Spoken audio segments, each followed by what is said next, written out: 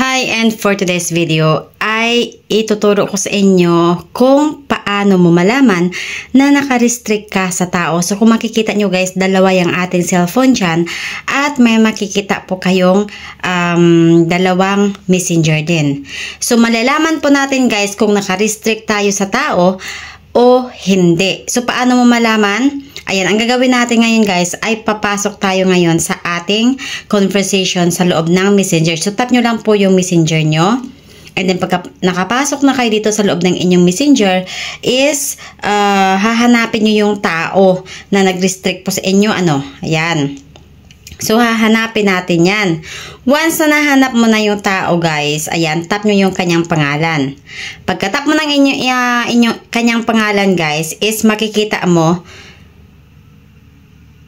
na ganito po yun, this person is unavailable on Messenger. So, ibig sabihin po, nakikita nyo yan sa baba, ayan, ibig sabihin, naka-restrict ka sa kanya.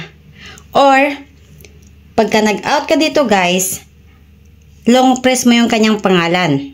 Pagka long press mo ng kanyang pangalan, may makikita ka dyan na arrive, delete, mute, mark as unread, and block. Yan lang po yung makikita mo. Pagka hindi po tayo naka-restrict sa tao, ang makikita po natin ganito guys. Tingnan nyo. Meron nakalagay na arrive, delete, mute, mark as unread, restrict, and block. So kung mapansin niyo dito sa tao na hindi tayo naka-restrict guys, ay merong nakalagay na restrict.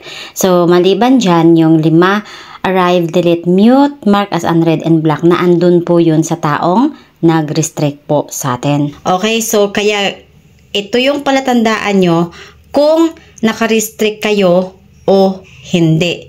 Kaya malalaman mo kung naka-restrict ka o hindi. Sana nakatulong ito sa inyo, and kung nakatulong, of course, don't forget to hit like, subscribe, and share sa ating video.